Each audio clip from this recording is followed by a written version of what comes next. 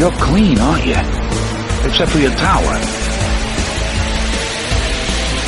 You're a tower junkie, Roland.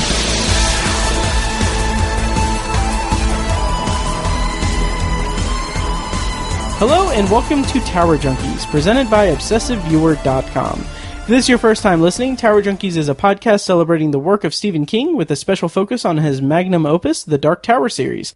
We discuss the themes, characters, and mythology of the series in Palaver episodes, and review the books and comic series in Kef episodes.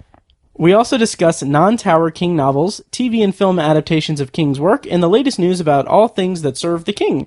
You can find more of our work at TowerJunkiesPod.com and follow us on every level of social media at TowerJunkiesPod.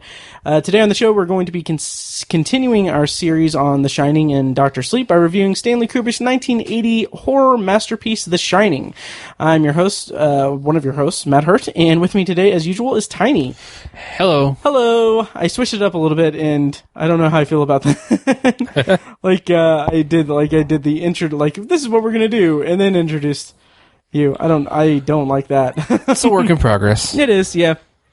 So Tiny, how's it going? It's good, buddy. Good. Good. You just watched, The Shining, so we're going to review that and everything, as I said before. Have you dipped into the miniseries at all or anything? I haven't, no. Okay, good.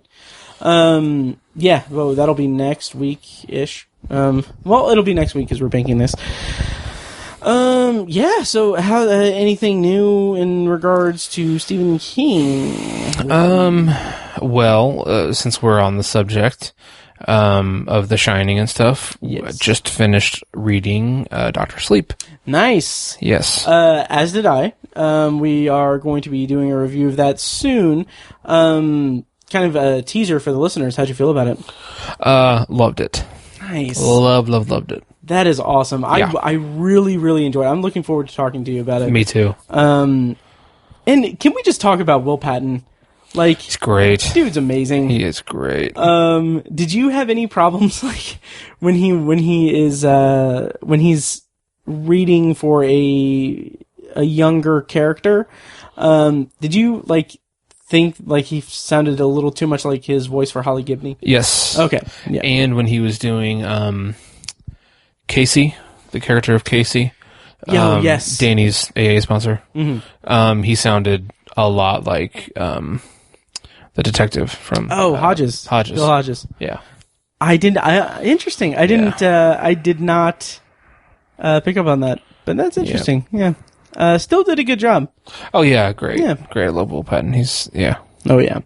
There was a little bit of news that is now going to be completely stale because the book is already out at this point while you're listening to this, but just to document our reaction to it, we are recording July 25th. To get ahead of this stuff. While I'm bringing this up, it's funny. It's funny because when I compile news and stuff for the podcast, for the one time we've done a news episode, I would Google Stephen King and then go to news and just kind of go through what is all on Google under that. Not realizing that if I just go to StephenKing.com, they have a bunch of news just on the right side of the thing.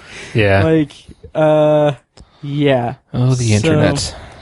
Yeah. But anyway, there was news, as of this recording, in July of 2019, that the Institute, which when you guys are listening to this now will have been released a couple weeks ago, the Institute's narrator has been announced. So if you are into Audible and audiobooks, as we are, the narrator for the Institute is going to be Tony Award-winning actor and star of the musical version of Tootsie, Santino Fontana. He will narrate the Institute, which came out on September 10th, or in 6 to 8 weeks from this recording. Okay. So I don't know him. Right. But it's interesting piece of news, I guess. Definitely. Yeah. We'll also need to find time to review that. Yeah, somewhere in there. Yep. Yeah. We'll talk off mic. I have some revisions to the roadmap. Okay. By the way. Light revisions, I guess. So anyway, I don't know how I'm going to edit this together, but I did get Tiny a little something that I will go ahead and play the recording now, because I was stupid enough to do it right when you came over. So here is me giving Tiny a little gift.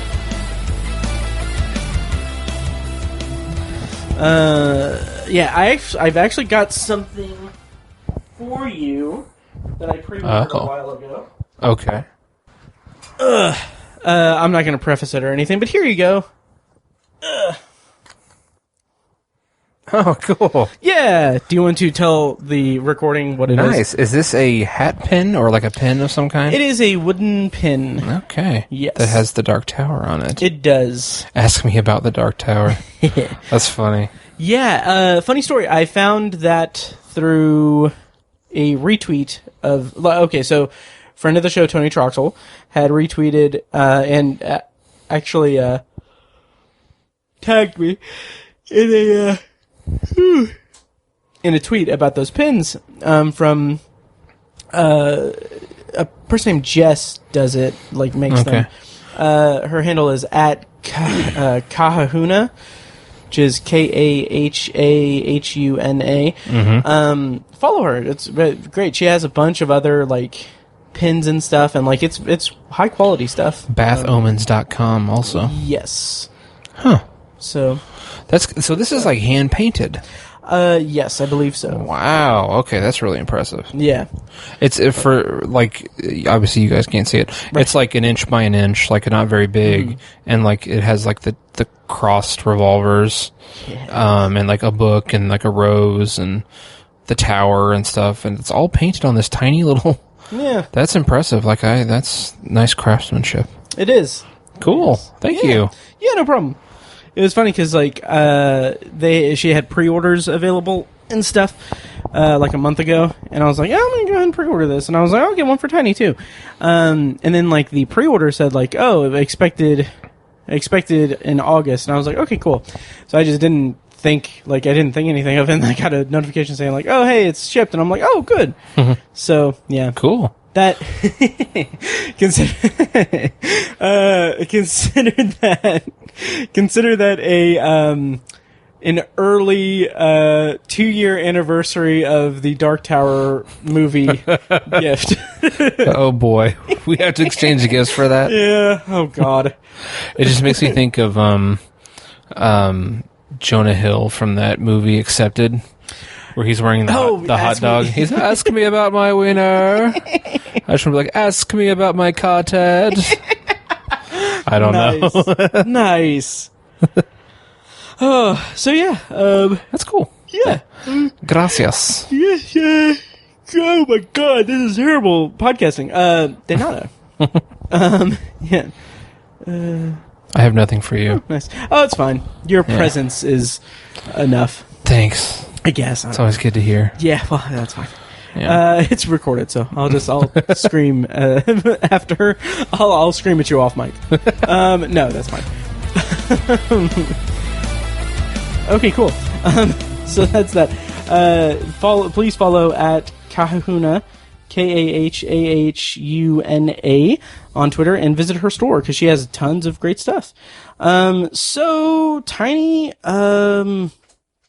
let's dive into our review of The Shining. First and foremost, we're going to do a non-spoiler review and spoiler review. So if you are one of the three people, on the planet Earth, well, I don't want to, I don't want to be that obnoxious, but if you haven't watched The Shining, if you haven't watched Stanley Kubrick's 1980 adaptation of The Shining, go check it out and then come back and listen to our review of it. I would be so surprised if someone is listening to this, a Stephen King podcast, right, and has not seen The Shining. So. Paige never seen it. Oh, interesting. Yeah. Does she listen to Tower Junkies though? Not even a little bit. Okay. Yeah. Well, that's cool. I don't think she's ever read a Stephen King book. Oh, interesting. She doesn't read, so. Oh, interesting. Yeah. Does she Audible? No. Oh, you would? Do you think she would be like you would call an Audible and? Wow. I got nothing. A family heads to an isolated sports with a Z. Yes. Okay, so yeah. Okay. To get back on track. So we're going to do non-spoiler review and a spoiler review. Before we get into it and everything, Tiny, what's your history with the movie? Because this is a movie that, I mean, we're both in our 30s, and this movie came out before we were born, and I feel like, at least for my taste, that it carried a lot of weight along with it. Like, this was a movie that it's like required viewing for people like us who grew up and wanted to, like, fell in love with watching movies and stuff. So, what's your history with the movie? I know that your parents were your parents regulated what you watched in terms of the MPAA ratings. Yeah. So, did you have any, like, issues? Were you a latecomer to this? Yeah, I was. I didn't see it till I was a teenager. But I feel like I had already seen it, you know, because it's so iconic. The whole, you know, breaking down the bathroom door and the Here's Johnny thing, and the twins and the lady in the tub and all that stuff is just very iconic. And I had seen, you know, somehow, I don't know, it was before YouTube, obviously, but I had seen at least images of those scenes and knew that this was a scary ass movie. Okay. And that it was, you know, Jack Nicholson being crazy and stuff like that. And so I felt like I had a visual representation of what this movie was before I ever read the book or saw the movie. I think in 1996, maybe, when Twister came out. Oh, yeah. I think that was 96. 96, I want to say. Yeah. It may have been 94 or 95. Something like that. Yeah. And you know, there's a famous scene in Twister where they're at the drive-in. Yes. And they're seeing The Shining's on the screen. I was like, what's that? Because it looked crazy to me. And I was like, oh, my parents were like, oh, it's a Stephen King thing. And I knew who Stephen King was because my parents are big fans. And I was it was like, 96, by the way, Twister. 96, okay. Yeah. So yeah, I mean, I was 9 years old then. But yeah, so I that's when I first became curious about The Shining, and I think that's when I saw stuff about it. I don't really know. But I read the book, which I've mentioned before. Was that one of your summer trips to the library? No, that was actually part of a reading project when I was in 7th grade. Oh, yeah. Yeah. You have talked about that, but yeah, reiterate it for new listeners. Yeah, it was, I don't even remember. Co-host you forgot? Yeah. I don't remember if it was like a book report thing. It was 7th grade English. And I don't know, like we could read literally anything we wanted. And I was like, I had spent that summer becoming a Stephen King fan, and I was like, well, you know, The Shining is probably his most famous book. Right. At least so 12-year-old me thought. Sure. And so I read it for school. And like I said, it was one of the rare occasions where it was required reading for school, and I finished it before it was due because I was so into the book and the whole Danny's trip to room 217. I stayed up late to read that part and couldn't go to sleep because I was so scared. And I have a vivid memory of being scared shitless from reading that. So yeah, that's when I read the book and became a fan of the book. But I didn't see the movie till I became like a Stanley Kubrick fan when I was like a teenager. By the way, I just imagined that book report being like, Mrs. Merriweather, what is a costume party? What do they mean by this? Yeah, that was so over my head. Yeah. I mean, I didn't even try. Why was this man dressed like a dog and barking for? Yeah. A naked man. But I remember being like, I don't know if I've told this part on the podcast before, but I remember kind of being mad at our teacher because I think we had to do a monthly report. I don't remember what it was, but every time we had to write a paragraph about it or something and submit it, I would tell her you should read this book because it's really good and I'm really liking it. And she was every time she was oh no, it's too scary for me. I'm a big wuss. I don't like horror stuff. And every time I was but it's a really good book. You should really read it. And I remember by the end being mad because I didn't convince her to read the book. And I was quit being a pussy and just read the book. It's really fucking good. Oh God. Get over it. Seventh grade was Mrs. Merriweather, right? Mrs. Merriweather, okay, yeah. This is an embarrassing story, but I'll go ahead and tell it. We did the journal things every day in class. Maybe that's what I'm thinking of. Yeah. Yeah. And I as young 12-13-year-old Matt did in his free time, I I wanted to write my own novel. Okay. And so I had this idea for like a comedy that eventually How I Met Your Mother kind of didn't rip off, but they did the same premise. Basically, it's about a guy who wants to get fired for some... Like, I didn't... Like, 13-year-old me did not know what, like, severance pay was or anything. Like, he didn't know anything. He's just like, oh, this guy wants to get fired because he doesn't want to have a job anymore.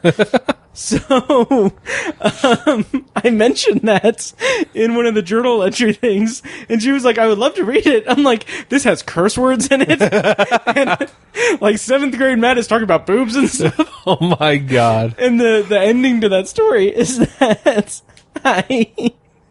I stayed up really late, like, that night, and I was editing it to, like, censor it and everything.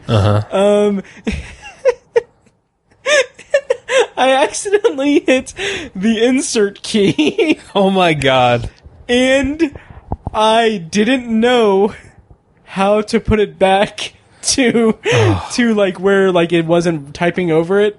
So I was like, I'm gonna be up all night retyping this. Wow. And I don't remember how long I stayed up, but yeah, it was a very long time before I realized that the insert key takes that away. Oh my gosh. Yeah. Also, it was called Why Don't You Get a Job?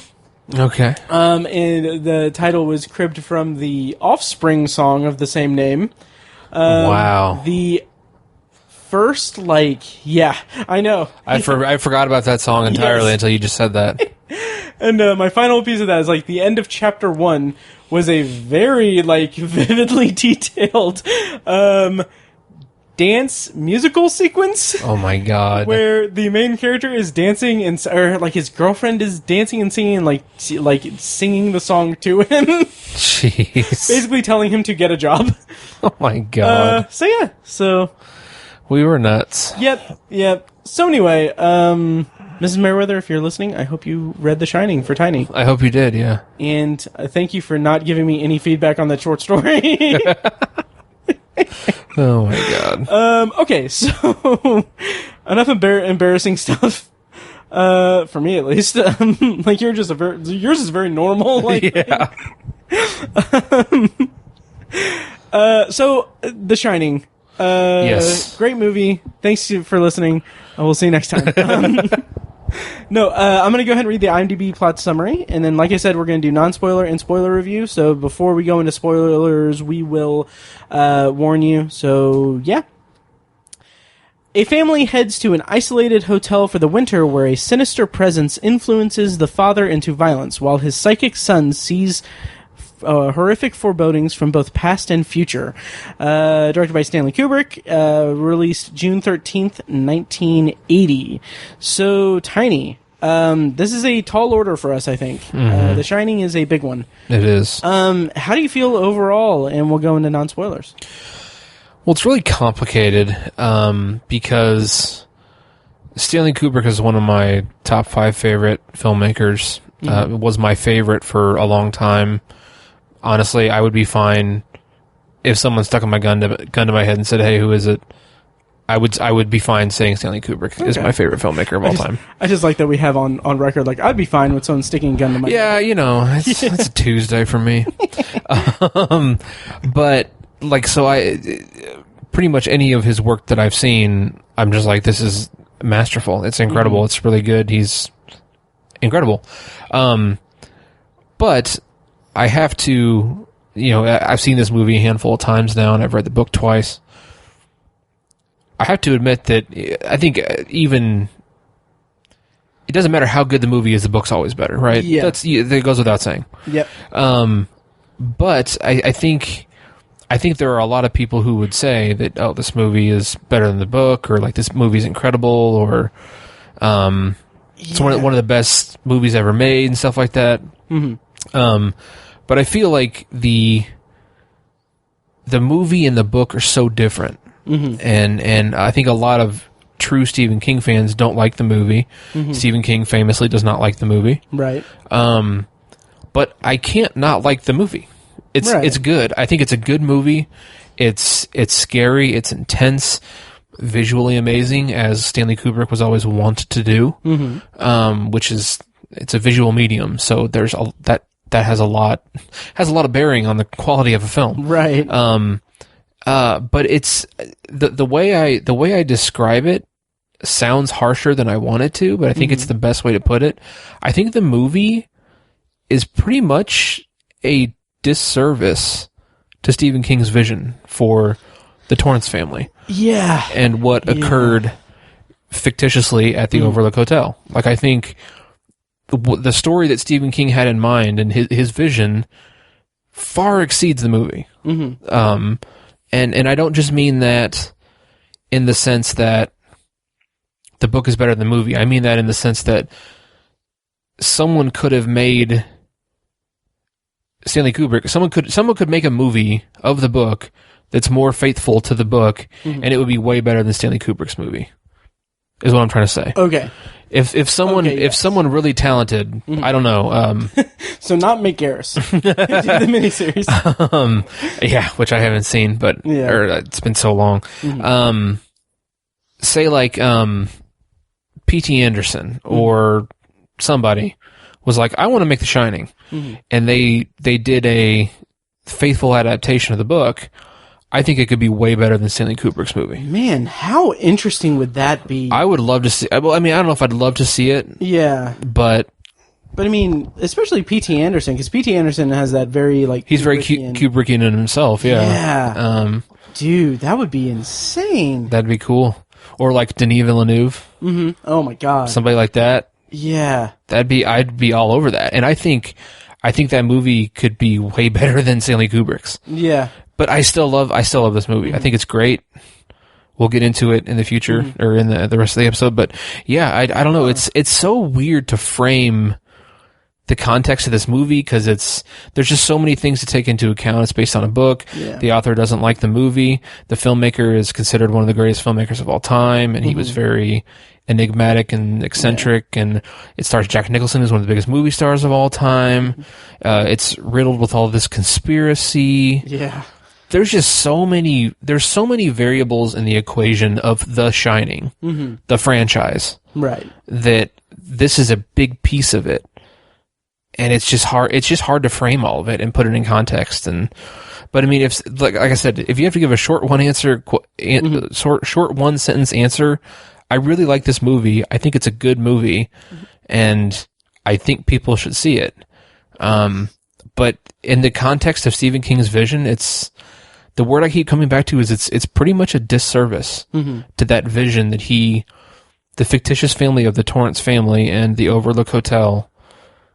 What Stephen King came up with is so much better than this movie. I agree. Yeah. And do you feel like having read The Shining, like, and then watching this movie immediately after that, has that colored your perception of the movie? Like, how, like, in the years that you've watched The Shining without, like, immediately reading the book, like, as you had read the book once before, right? Do you feel like your perception of the movie beforehand was, stronger, or like did this impact your enjoyment of the movie strictly because you just read the book? It did. It had a big impact on it.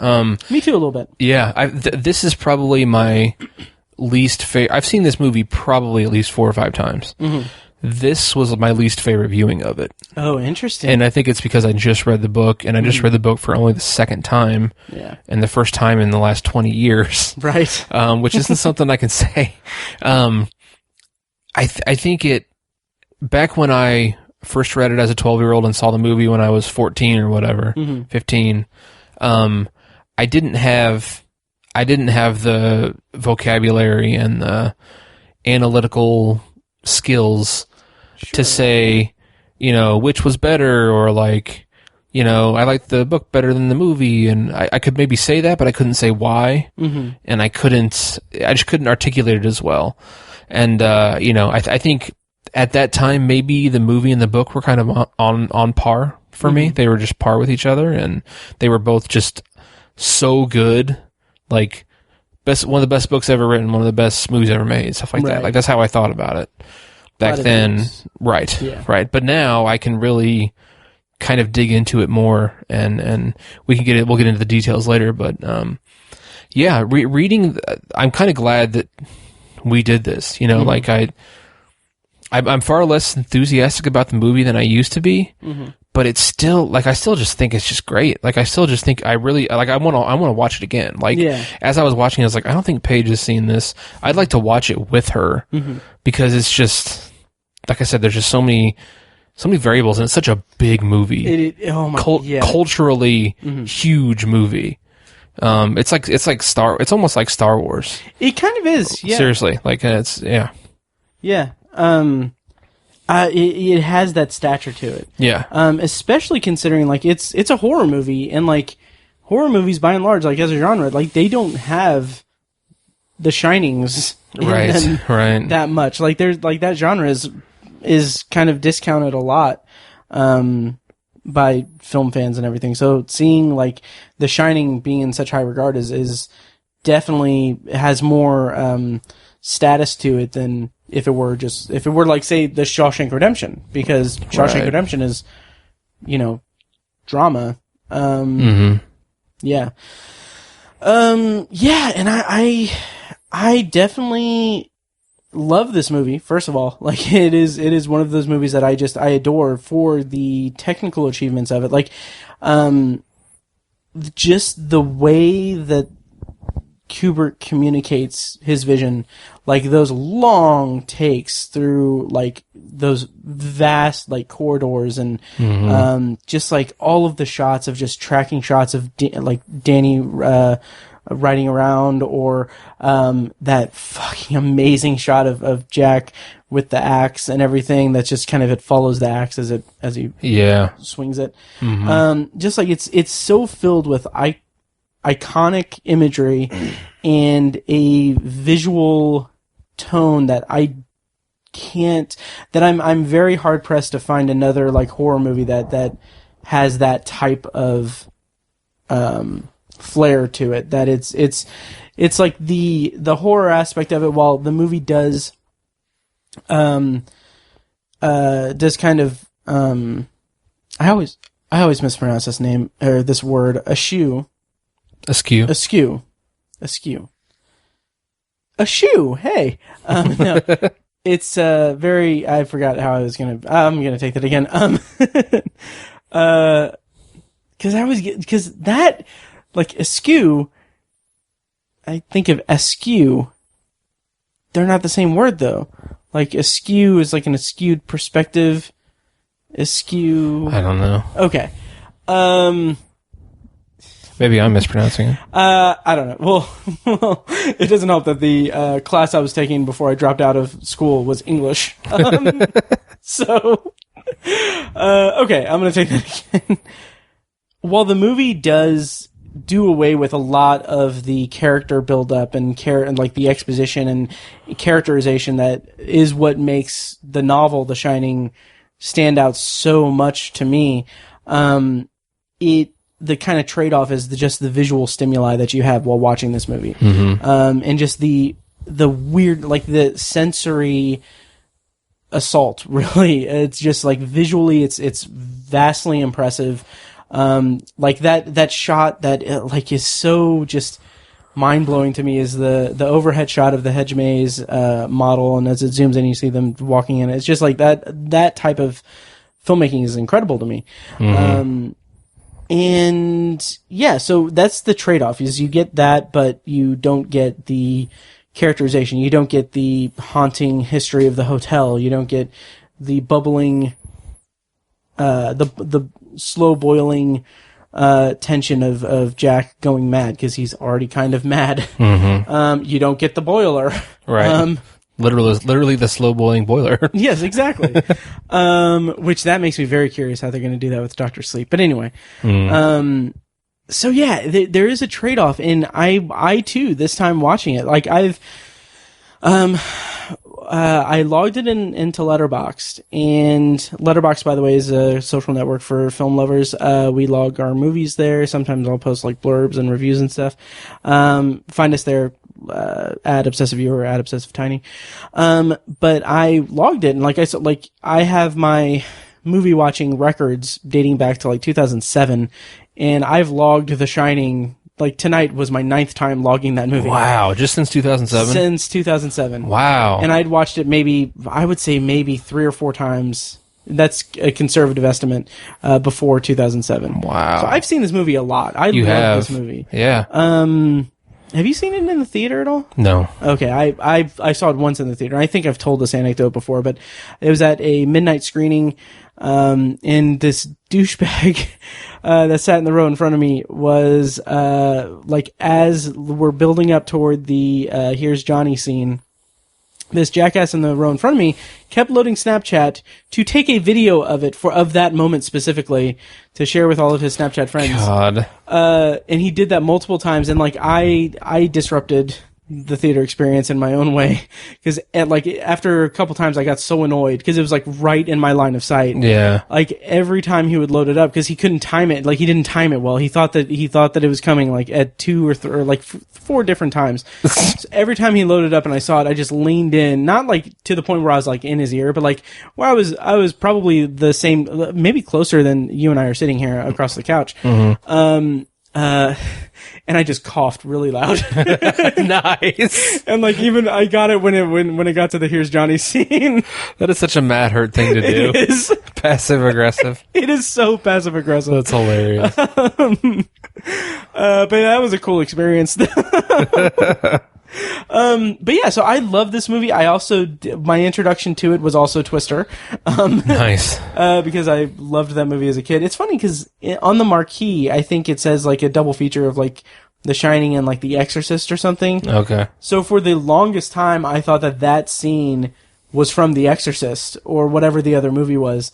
And I think I like eventually saw I eventually like realized, obviously, but like I think I was like, why, that doesn't seem like it's from like that movie or whatever. Yeah, so let's dive into the plot and everything, like the movie itself. How did you feel about the performances and everything? I had a lingering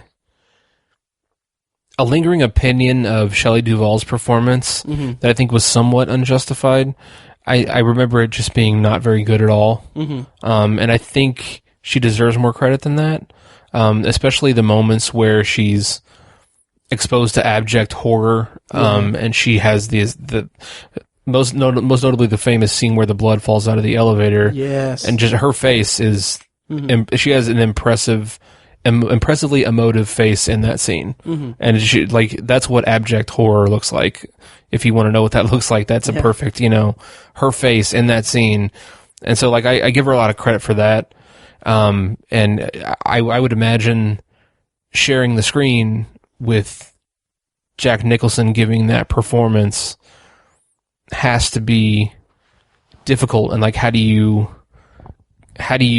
balance that? How do you act against or with Jack Nicholson in that, in those moments, when she's backing up the stairs as he's revealing how crazy he's gone to her, or when he's chopping down the bathroom door with an axe, how do you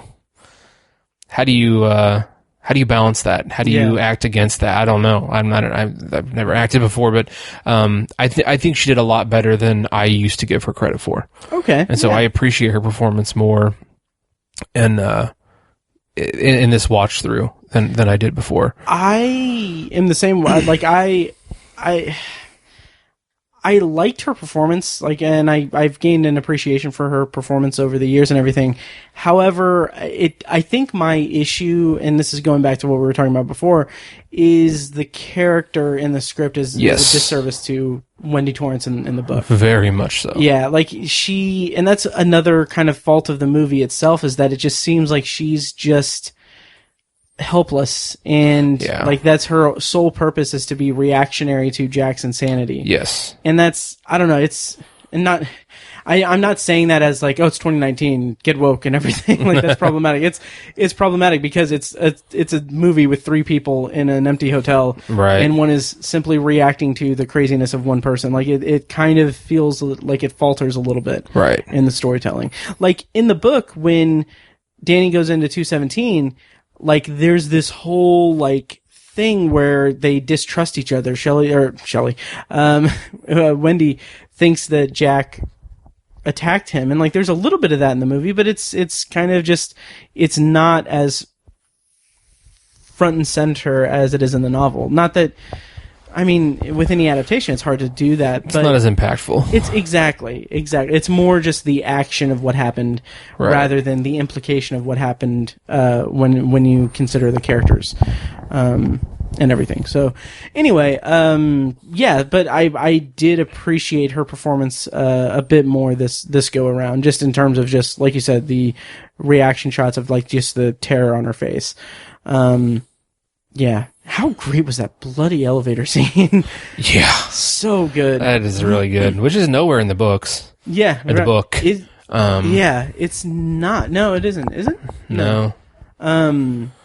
Does it really make you want some fruit punch? Like, I just get so thirsty when I see it. But back to the performances, Yes. I did notice, I can't remember the last time I saw this movie. It's been a while, but Danny Lloyd, the kid, again, I give him some credit for the whole, being scared. Emoting horror is difficult to do, and he did a pretty good job. But anytime he has to deliver lines, he's just not good. Yeah. Not very. I mean, he's not the worst kid actor I've ever seen. Right. But he's not very good. Yeah. Well, we've got him here today. But I do think that I agree with you 3/4 of the way. Okay. When he does his iconic, like, red rum, Yeah. like, that's creepy in and of itself. Yeah. But I think that's more creepy just because of there's not much process to that acting. Right. But I agree. It's hard to get, a good performance out of a kid. Yeah, I'm not saying he's an asshole or anything. I'm just, it's, yeah, what the hell did I do when I was a kid, right? Well, you read The Shining. Yeah, true. But he's no Haley Joel Osment, Oh, that's you know true. what I'm saying? Like, Yeah. so that stuck out to me a little bit more. But then the big elephant in the room is Jack Nicholson's performance, which is iconic, and it's hard to criticize it at all. But I feel like there are a few moments where he goes a little far, maybe. For example, the famous scene, one of my favorite scenes in the movie, where he's essentially blown his lid and he's going off in that great room, and Wendy has the bat, and she's slowly backing up the stairs. I love that scene and everything. It's phenomenal. Jack Nicholson is almost perfect. But just I feel like he kind of crosses the line with his crazy antics a little bit in that scene, especially when he's like he's kind of waving his finger. He's doing spirit fingers and jazz hands, and he's waddling his tongue or something. I don't know what he's doing. Like, that just went a little bit too far for me. But I mean, Wendy, darling, light of my life. I'm not going to hurt you. I'm just going to bash your brains in. So great. Fucking great. And I just love it. And every time I'm watching the movie and it gets to that scene, I'm just like, all right. Like, I get on the edge of my seat. It's great. And I don't know. And when he's talking to Lloyd at the bar. Yes. He's just intoxicated without any chemicals. Like, that's... Yeah. It's just phenomenal performance. That and just that air of socialness that he brings to it. Like, he's very social and he's very animated in like in a creepy way, but also an entertaining way. Like, just, hair of the dog that bit me, Lloyd. Yeah, right. I like to know who's buying my drinks. Yeah. He's just very animated, and it's really awesome. Yeah. Best bartender from somewhere to Portland, Maine, or Portland, Oregon, for that matter. Like, just, yeah. Yeah. Which, a lot of that dialogue is actually from the book. That's right, it is, isn't it? Which I forgot how close those two scenes are. I never really... I kind of forgot about that. Same here, yeah. Yeah. That, and then probably my favorite scene with him, one of my favorite scenes with him, is when Wendy interrupts him in the Colorado Lounge. Yes. Yeah. So great. And so awkward. So awkward. Yeah. When he rips up the paper and he's like, I have to start again. If you hear me typing, even if you don't hear me typing, I'm working. Right. It's like the intensity is so great. It's crazy. You might say that Jack Torrance was the boiler in the movie version. Oh, would you say that? I don't fucking know. But yeah, there are some issues that, in light of the book, kind of come out in the movie. Like, it's like, there's no denying this is one of the most technically brilliant horror movies of all time. Mm-hmm. But there are some kind of gaps here and there, some inconsistencies. Like, I want to say, like, the whole thing with Grady is weirdly inconsistent, because when he's talking to Ullman, he says, like, I think he says his name's Charles Grady, and then when he meets him in the bathroom, it's Delbert Grady, and I think he confuses some things there, which I look past it because it's Kubrick, but also I don't want to be like that guy who's like, well, Kubrick can do no wrong. Right. It is an issue. Yeah. Also, just as scary and thrilling and intense as it is, like, by the end of it, I was kind of like thinking, like, why? Like, I don't understand why. Whereas in the novel, like, it's very clear, like, why this is happening, what the spirits of the Overlook want, and, like, how, like, there's such a great deception there that is nowhere in the movie. Right. Which is kind of a bummer when watching it in light of rereading the book. Mm-hmm. Yeah, and I mean, I think the other... we can talk about that in spoilers, but yeah. Sure. But I think the most glaring omission from the film is the lack of characterization. Yeah. Like you said, like, and I think it's one of Stephen King's biggest gripes about the movie is that Jack Torrance doesn't get a fair chance in the movie. Like, he really doesn't. He's nuts from the get-go, yeah. and he's very selfish. Mm-hmm. And in the book, he's so... One thing that I forgot about his character from the book is that he's trying really hard to walk the straight and narrow. Like, really, to stay sober, to be a good husband, good father, hold down a job. He wants to do his write his play and his novel and stuff like that. In the movie, excises the alcoholism, right, and just makes him a drinker, but not like it just makes him a temperamental drinker rather than a full blown alcoholic who has a troubled past with his alcoholism. And, like, that's the defining thing about The Shining, right? That, and then also just relegates, like, Danny's whole storyline of having The Shining is just the kid with superpowers, right? It's kind of, and, like, you can sit there and say, like, okay, well, you only have a finite amount of time to tell the story in the movie format and everything, and, like, that's fine. Like, that gets it a pass, I guess, but also it's Kubrick doing it. Like, you would think that he would find a way to really dive into the characterizations and stuff, but it just seemed like he just wasn't interested in that. Yeah. And it's a shame. And, like, we already talked about Wendy a little bit. You know, I was blown away when I read the book this time because I had completely forgotten how well-rounded that character was and how significant she was to the story. And she was not just some damsel mother. Right. You know what I'm saying? She was an intelligent and very focused character who impacted the story a lot. Right. Whereas, like you said in the movie, she's just reactionary. Yeah. Almost entirely. And that's really a shame. And then going with the characterization is the relationships of those characters. Yeah. Which are, I mean, I don't know if I would go so far as to say that Danny Lloyd, Jack Nicholson, and Shelley Duvall had no chemistry, but the chemistry between the characters in the book, like, there's a lot of love there that pours off the pages. Right. And it's like they're a family. Yeah, right. Yeah, exactly. As opposed to just three characters who happen to be occupying the same space. Or two characters that are reacting to Jack Nicholson. Right. Exactly. Yeah. Not to shit on one of my favorite movies ever. But I know. But just imagine how much better it could be if that stuff was in there. Right. But yeah, like, just the love that Danny has for his father was really touching in the book. Yeah. And really heartbreaking to see fall apart and all that.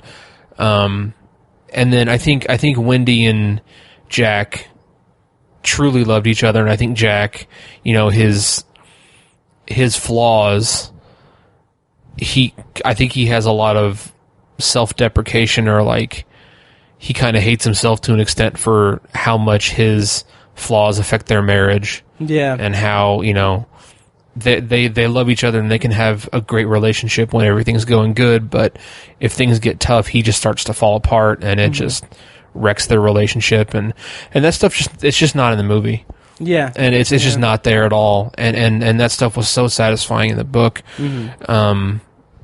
Especially towards, I don't want to ruin the book or anything, but there's Jack goes crazy in the book, and there's a moment where he's blown his lid in the book, and he's full crazy, and he's trying to murder his son. Right. And he has this moment where he comes back. Yeah. And he has this conversation with his son, and like I got choked up while I was reading the book. It's an incredible moment. Oh yeah.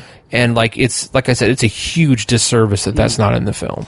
Yeah, and it's so interesting because that comes into play, or that is referenced in Doctor Sleep. Like, I mean, with Doctor Sleep, the movie being a sequel to the movie The Shining. Like, I wonder if they're gonna do anything like retcon it a little bit. I kind of hope they do. Me too. It's going to be very interesting. I hope they respect the visuals, which based on the trailer, I think they might be.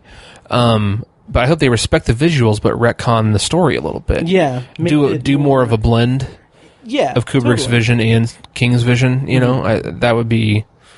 But mostly stay true to Doctor Sleep, the book, which I just finished and loved. So right. So yeah. Going back to Jack Nicholson and the characterization of Jack Torrance and everything, like, to kind of point out again, like, kind of reiterate the whole fact that he's crazy from the outset. Like, he puts on like a normal veneer for the interview in the first scene that he's in, but like, I mean, just get like him calling Wendy from the hotel saying like, yeah, well, I gotta get I got the job. It's like there's no like excitement over it. It's just like Wendy's like, it sounds like you got the job, and he's like, yep, and it's just very cold. Right. It's weird, and like the drive up to the Overlook, it's like Wendy's talking about the Donner Party, and then Danny's talking about how he's hungry and stuff, and like.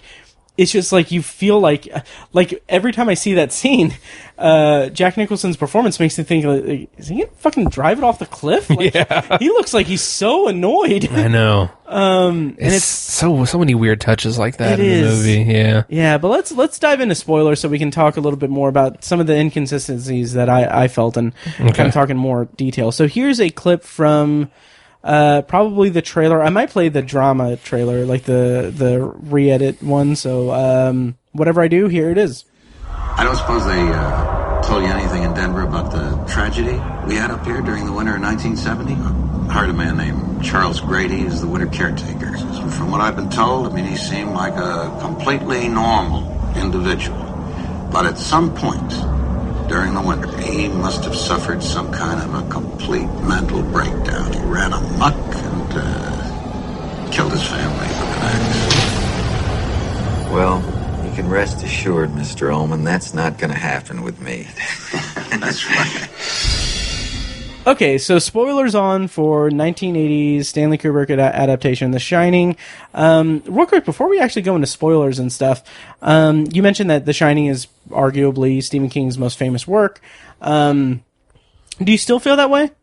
Or do you think, has it overtaken The Shining?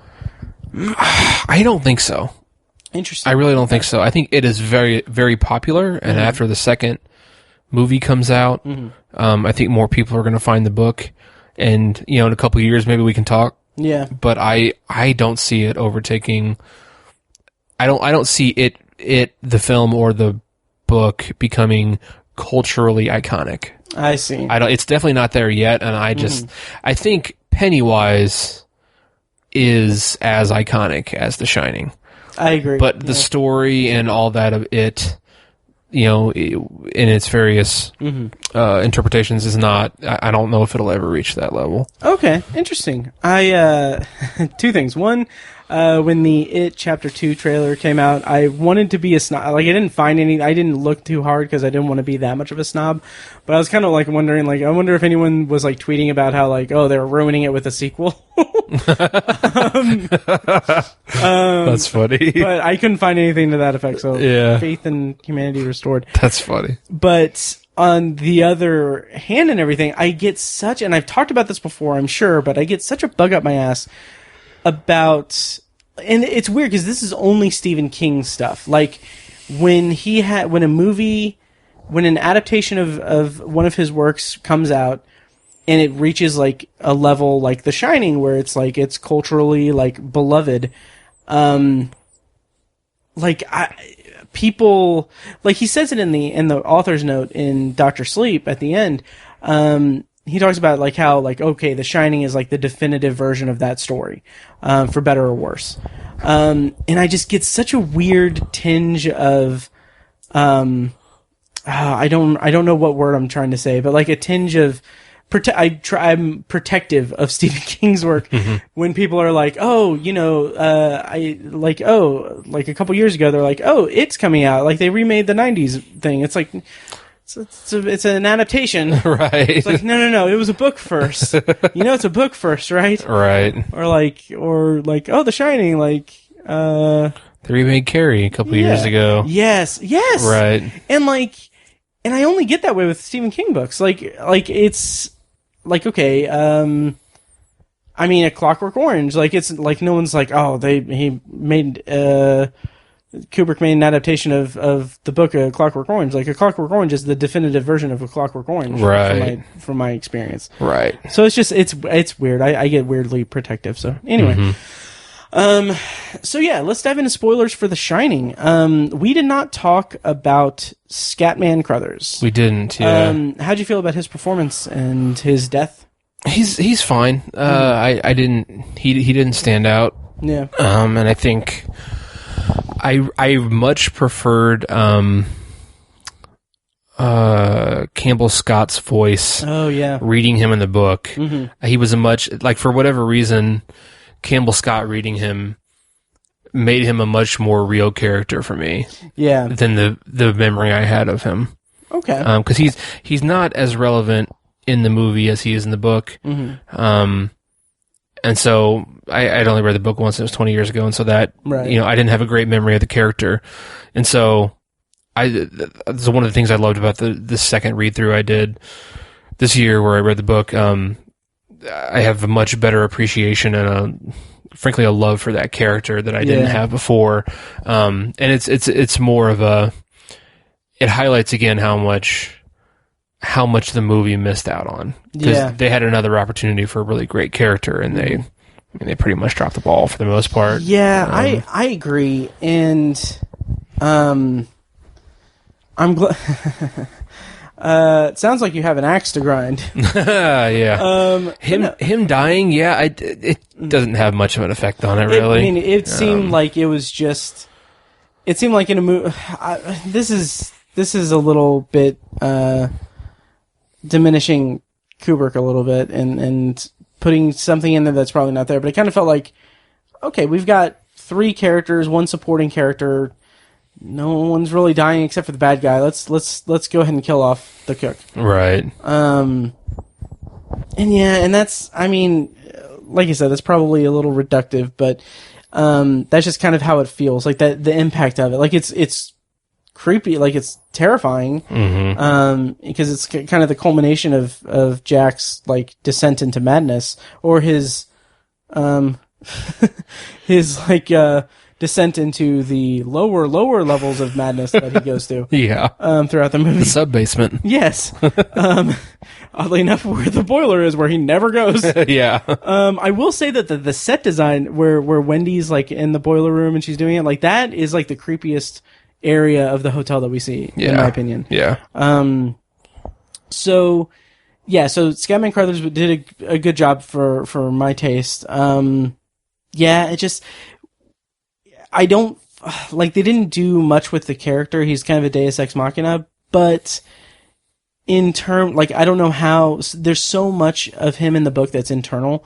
Like, I don't know if you can really make it without... It's difficult to translate that. Yeah, it's difficult to translate that, especially when you're kind of negating the backstories and character interactions of the main characters in an effort to make it more scary. But his role in helping Danny develop his skill of shining, or I don't know if that's the best way to put it, but helping him understand what he is a huge part of the book. And it ends up being hugely significant at the end of the book when the denouement, where they kind of become friends, and and then in Dr. Sleep it comes up again. That is so significant to me, and was one of the more touching parts of the book franchise of The Shining and Dr. Sleep.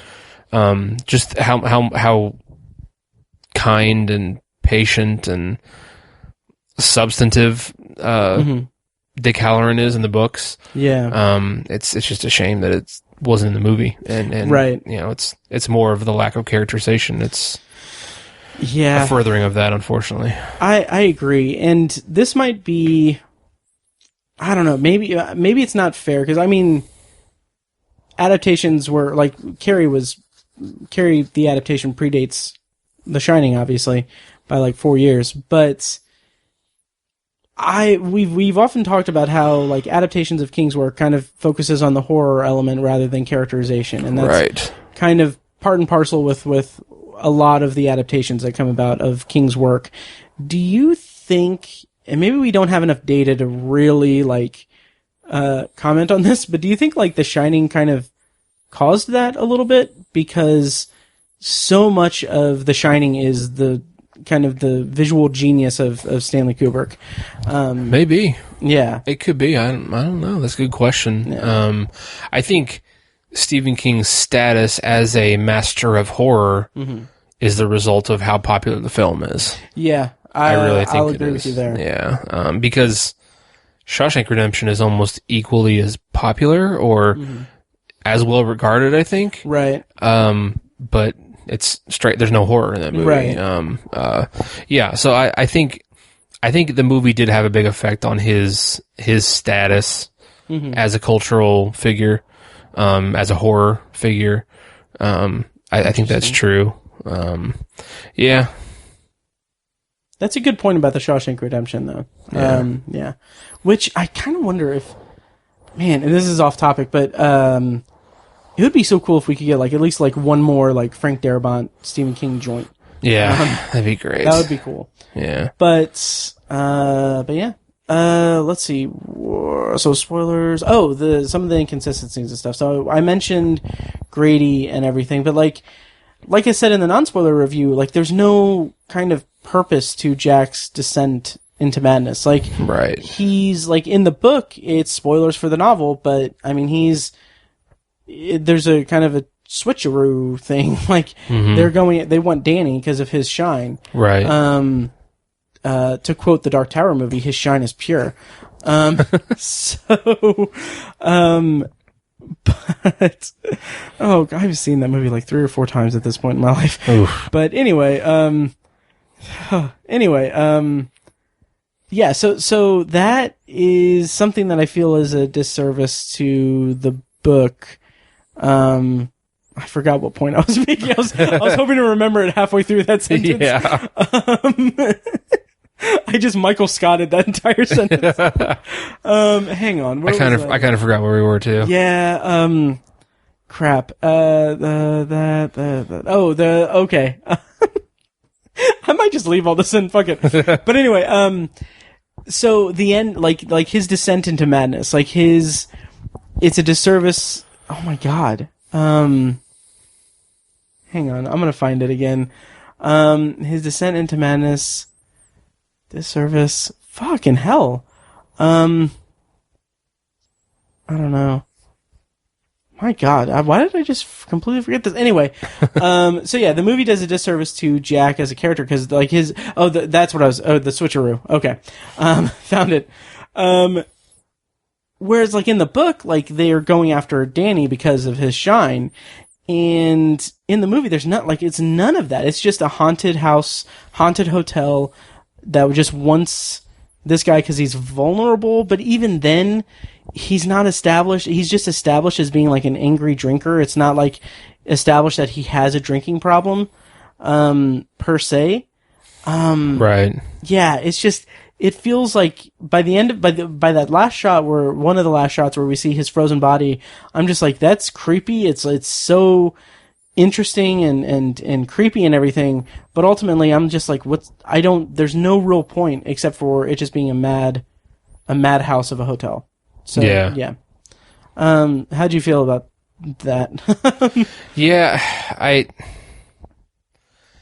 That again, well, I mean, this is one of the most cliche things you can say, but the Overlook Hotel was like a whole character in the book. It really was, and it didn't. Again, that character was missing from the movie. Right. A lot of that character was missing from the movie, which is a shame, and again, it's a disservice to the story. And I guess as horror, it's effective enough. You know, obviously people think it's a scary ass movie, and it is. Yeah. And that aspect of it is scary. I think when they're having their conversation in the bathroom and he's talking about correcting them and stuff like that. Like that's pretty good theater right there. Like that's well done, and I appreciate that. But it's more like you said, it's like the hotel is like collecting people for no reason. There's no greater motive there. Right. Which is not as satisfying as what's in the book. Absolutely. Yeah. And like, that's not to say that it's not well done, like you said, in terms of horror, because like this was an effective movie on me, and it's one of my favorite movies.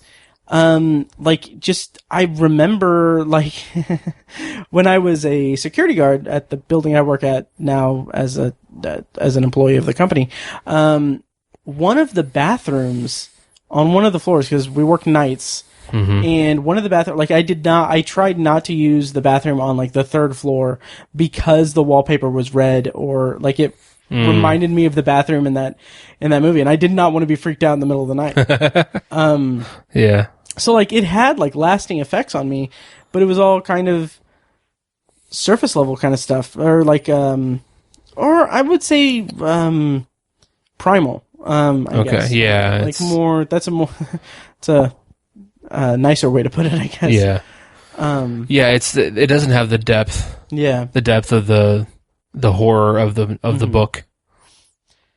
And because, there's the implication in the book that essentially the hotel does kind of collect people and their essence or their soul, whatever you want to call it. Yeah. And so I think the idea in the book is that if they collect Danny, they can use his shining for kind of, let your imagination run wild with what the hotel could use that for.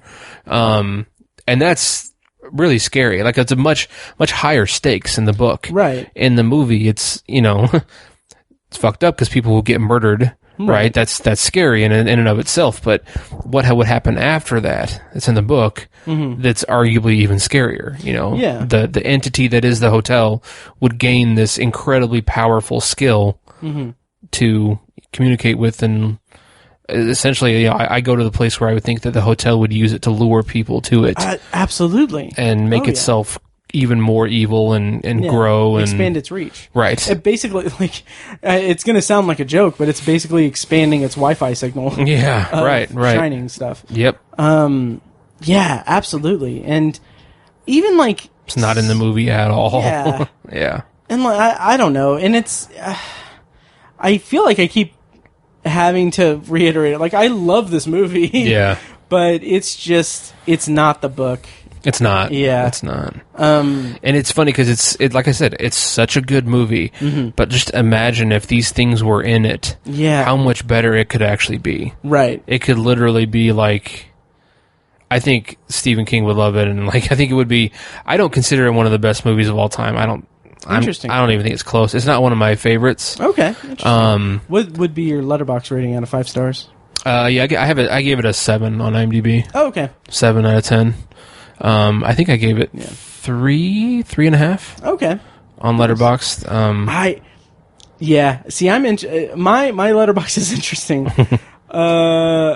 when I went to log it again, I noticed it's a 5-star movie for me. Okay. And, like, I was sitting there thinking about it, I was like, this time around, like, is it really 5 stars? Yeah. And I was like, 4.5. And then, like, kind of talking out, it's like, I may have to drop it down to just 4 stars, which is great. Mm-hmm. But it's also, like, it's just something was missing. Yeah.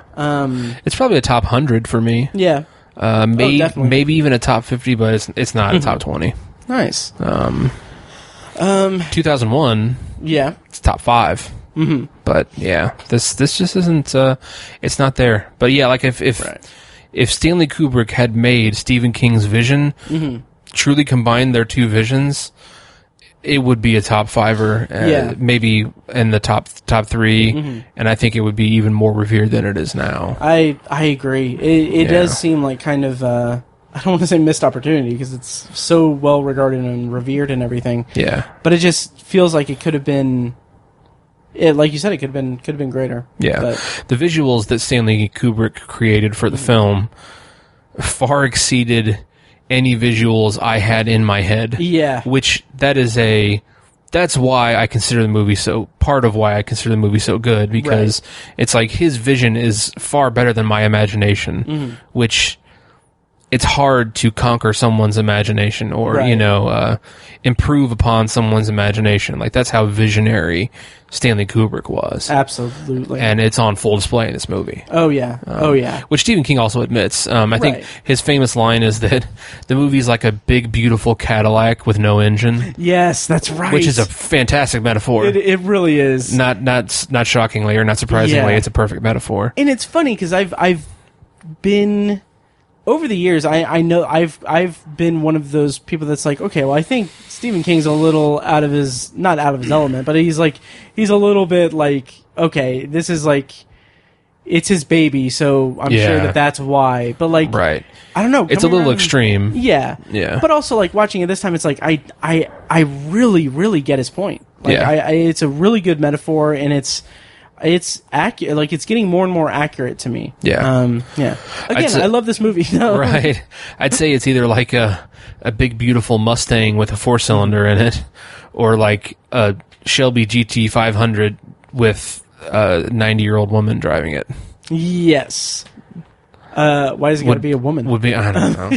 Little old lady driving. I don't know. Sure. I think not that trying to be is stereotypical. A 1990 like Coupe de Ville with like a little kitten that's like crawled up in the undercarriage of it that has to be kind of coaxed out of it. I don't know. That's the extent I know about cars. Okay, all right.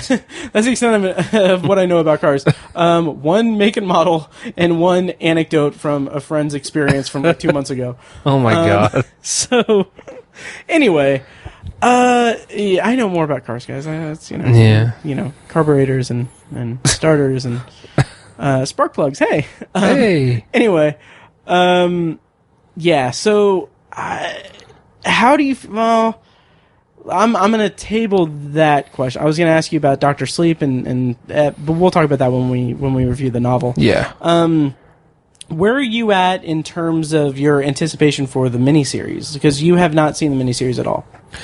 I think I've seen pieces of it. Okay. Like when it was on TV when we were kids. Like, but I have very little. I have almost no memory of it. What if you could pick one thing from the book that wasn't in Kubrick's novel or Kubrick's movie? So one thing from like any page, like open up a page of the book and like point to it, and that's something that's not in the movie. Anyway. Thank you. I'll cut out that silence. So, if you pick one thing from the book that you want to see in the miniseries that wasn't in Kubrick's movie, I would say that moment between Danny and Jack, where he's literally has the opportunity to kill him, deliver him to the hotel, and he breaks for a moment and comes back. In a way, that was just like such a beautiful moment from the book that I completely forgot about from when I read it the first time, and that's a really good answer. Incredibly emotionally impactful, and it also would mean that the series stayed true to the characters because you couldn't have a scene like that without good characterization. So Yeah. it's kind of a double whammy, if you will. Mm-hmm. But yeah, I think that'd be it. Yeah, for me, because I've seen the miniseries, I don't remember enough of it. But like I know parts that are in the miniseries. What I'm most excited about revisiting in the miniseries that I think might be in the miniseries, but I'm not sure, is him digging through the files and like learning about the history of the hotel. Right. Like, because that character, the hotel, needs its backstory. It does. Which also just, we talked about it in the Castle Rock episodes and everything, but I would love to see a spin-off of Castle Rock that's set at the Overlook, and each season is an anthology show where each season takes place during a specific time at the Overlook, do all the crazy shit, reset to a different time period or different situation. Wow. Yeah. That's cool. Oh, God, it would be so good. That's really cool. Yeah. Yeah. So, Hulu, get on that. Yeah, so anything else we should talk about? The twins scene? Yeah. When highly effective visuals. Yes. Like, I'm so stupid. When he turns the corner on it, like in my head, I want to be like, and twins? Oh my God. Like the beer commercial or whatever. Yeah. From the 90s. Right. I think my favorite part of that scene where he turns the corner is the sound effect. Yes. Of like the gong almost is what it sounds like. Like, I don't know why. And then just the extreme close up of his face. Yes. I was and then like, cross cut with like the few frames Yes. of the murdered bodies. It's so good. It's so well done. And let's talk about the sound design and the music in the movie too. Yeah. Like that, like just the opening, like the first 4 minutes of the movie is a helicopter shot of a car driving. Right. And like just that music just bombards you. And it's like, that is so, like, it's such an interesting, like, trick to pull on the audience. Cause it's like, it's bringing you into that mood so quickly and abruptly. Highly effective. Yes. Yeah. Like establishing the isolation. Yes. And all that. Yeah. And like when watching the trailer for Dr. Sleep, like I was like, okay, this is good. I'm looking forward to it. Like, this is gonna be good. And then when that music kicks in, You at hear the that end, synth, the it's boom, boom, Yes. boom, boom. I was like, it gave me chills. Yes. Like as I was hiding in the bathroom at work to watch it. But no, it just like shivers. Or if in the parlance of Stephen King's work, goose flesh. Goose flesh. Nice. Was all over me or whatever. Yeah. Yeah. So that's great stuff. All good. So I think that'll about do it. Yes. Yeah. All right. Well, that'll about do it for this episode of Tower Junkies. Look forward to our continuing reviews of The Shining and Dr. Sleep in the lead up to Dr. Sleep. Next up, we're going to talk about the 1997 TV miniseries from Mick Garris and Stephen King, starring Steven Weber as Jack Torrance. Fun piece of trivia that I don't want to wait until the next time we record to talk about, but just this is something that I thought was so neat. I wanted to tweet at the two people about, like that this refers to get confirmation. I might still do that, but on IMDb for the miniseries, the trivia is that they originally wanted to get Tim Daly to play the role of Jack Torrance. But he was unavailable or something, but he recommended Steven Weber because they were both co-stars on Wings, Right. which is one of my favorite sitcoms of all Yes. time. It's so cool because like that, like that thing, like that instance leads us to Steven Weber being introduced into like the Stephen King-averse, which presumably led to him narrating it and delivering one of the best audiobook narrations I've ever heard. Yeah, eventually I want to listen to that. Yeah. Because I read the physical book. Oh, you've never listened? I haven't listened to this. I haven't listened to it. Oh, so yeah. Eventually I want to do that. Yeah, it is. Oh, it's so good. I just recently re-listened to it, just for shits and giggles. It's so good. Yeah. It's so good. And it's like, what, 50 hours? I think it's like 30-something, okay. 37 maybe. Okay. Or it might be like 50 or 40. I don't know. Okay. But it's so good. Yeah, that's what I've heard. Yeah. So yeah, that will do it for this. I'm stalling because I'm trying to find it. It's 44 hours. 44, Jesus. Yeah. Yep. So yeah, that'll do it for this episode of Tower Junkies. Also, we didn't talk about it beforehand, but we did a Patreon specific or Patreon exclusive recording where we talked about movies we would want to see documentaries about the making of, and what movie and TV sets we would want to be transported back in time to be a fly on the wall and watch it be created. So a lot of fun there. Check that out at patreon.com/obsessiveviewer. That gives us money. Minimum donation or pledge of $1 per month gets you access to an RSS feed that is just exclusive to you if you pay us money. It is just a bunch of fun conversations that we have across all podcasts that don't make it into the final episode. So check that out, patreon.com/obsessiveviewer. It helps us out a lot and is much appreciated. And any parting thoughts, Tiny? No, I don't think so. Okay, cool. Me neither. So let's call it a day. Yeah. All right. Well, long days and pleasant nights. And may you have twice the number.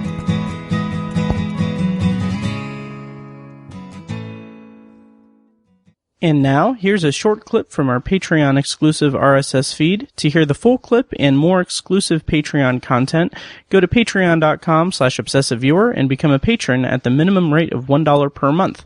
Thank you and enjoy. Like, it's just... Yeah, he's definitely one of a kind in that regard. Yeah, I don't know. I wonder how I'll feel about Quentin Tarantino in another 20 years. Yeah. Like, I used to just be, greatest filmmaker ever and over the moon, and I wonder if it's like a young man's thing. I honestly think that's the case. I was gonna go a step further and be like, well, yes, you were once a 15-year-old white man. Right. Tower Junkies is edited and produced by Matt Hurt and presented by ObsessiveViewer.com. For a full archive of our episodes, go to towerjunkiespod.com/archive. You can also like our Facebook page at facebook.com/towerjunkiespod and follow us on Twitter at towerjunkiespod. If you enjoy the show, please take a couple minutes to leave us a rating and a quick review on Apple Podcasts. This is the easiest way to support what we do, and all it costs is just a little bit of your time. If you'd like to donate to the podcast, you can make a PayPal donation at towerjunkiespod.com/donate, or support us on Patreon for recurring donations and access to commentary tracks and B-roll audio recorded exclusively for patrons at patreon.com/obsessiveviewer. Every donation goes toward paying the fees to keep the podcast running and is greatly appreciated. For official Obsessive Viewer merch, including shirts, mugs, phone cases, and more, visit our TeePublic store. You can find a link to the store in the show notes of this episode and at obsessiveviewer.com/donate. Or you can simply search for Obsessive Viewer at tpublic.com. For information about our annual live event showcasing short horror films from local filmmakers, check out shocktoberinirvington.com. And for an archive of all our events, as well as news about potential future events, head over to obsessiveviewer.com/live. For more podcast content, you can find our flagship movie and TV review and discussion show, The Obsessive Viewer Podcast, at obsessiveviewer.com and on Twitter at obsessiveviewer. You can also find Anthology, Matt's solo podcast covering The Twilight Zone, and other classic and contemporary science fiction anthology TV shows at anthologypod.com and OV Anthology Pod on Twitter. And finally, check out The Secular Perspective, Tiny's side project podcast, which tackles current events and life's big questions from the perspective of secular hosts Chad and Amanda at thesecularperspective.com. Music for the podcast is provided with permission from Fingers T on YouTube. Additional bumper music is provided courtesy of As Good As It Gets, which can be found at facebook.com/asgoodasitgetsband. Thank you so much for listening. Long days and pleasant nights.